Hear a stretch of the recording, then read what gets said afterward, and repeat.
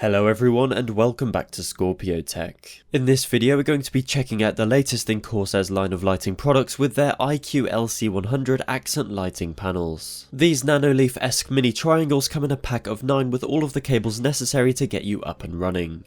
This starter pack will set you back $130 though, so let's find out if it's a worthy addition to your gaming PC. Inside the box you of course get your 9 triangular panels along with 8 small connectors for flat connections and 2 larger connectors for 90-degree connections if you want to make some truly unique shapes inside your PC. You also get the Lighting Node Pro, an extension cable and lastly the USB cable for the Lighting Node Pro. There are no direct instructions in the box, but there is a QR code that directs you straight to the manual if it is needed. Now the setup process isn't difficult, but for a lot of you including myself, we may have issues with the amount of SATA power ports needed and also USB headers on your motherboard.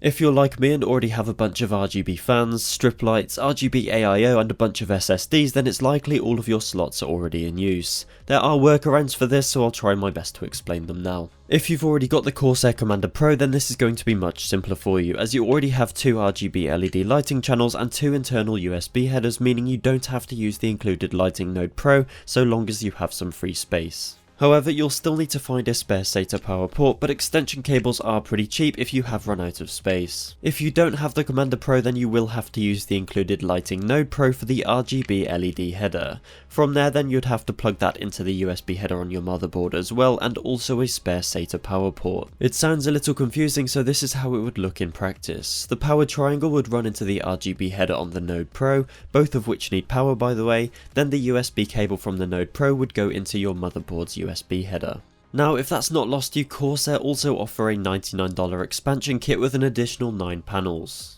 These extra 9 panels will take up yet another SATA power port, but do not need to take up another RGB header unless they're connected in a different location to the original 9 panels. So to try and summarise that for you guys a bit, if you are using the included Lighting Node Pro and you want to use 18 panels overall, that will take up a total of 3 SATA power ports, 1 RGB header and 1 USB header on your motherboard. Whereas if you do have the Commander Pro already, this will take up just 2 SATA power ports and 1 RGB header, saving you a lot of cables.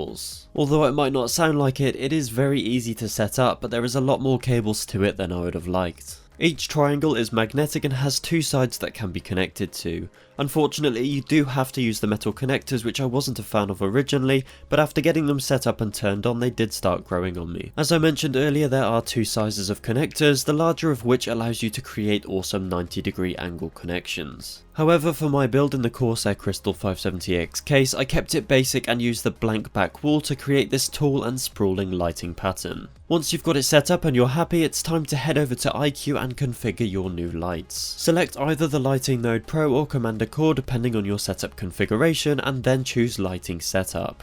From there, head over to the drop down and select the LC100 accent triangles. There didn't appear to be any way to flip the orientation of this, so I had to do it quite awkwardly, but it really wasn't that difficult. Just match up the design with the one you've created in your PC, and if done successfully, the triangle should light up. Once complete, you're ready to customize. On the left of iCUE you should see the lighting channel option, and from there you can choose between a bunch of preset RGB modes or quickly change the colour with a handy colour wheel. Talking of colour, these triangles are surprisingly bright, and they look much better in person than they've been picked up with on my phone, and honestly the colours are really vibrant and fit well with all of the other iCUE products I'm using in this case. I know a lot of people are interested in all of the lighting effects you can get, so I'll let those play through now, but feel free to skip to the closing thoughts timestamp if you're not too bothered.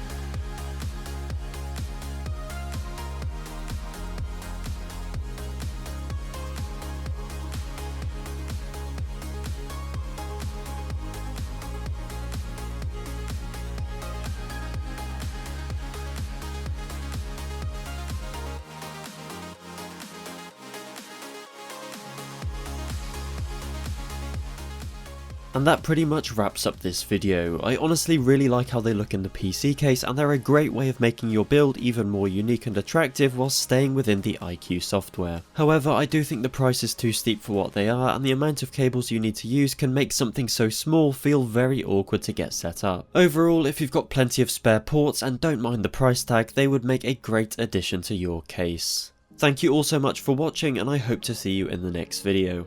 Goodbye.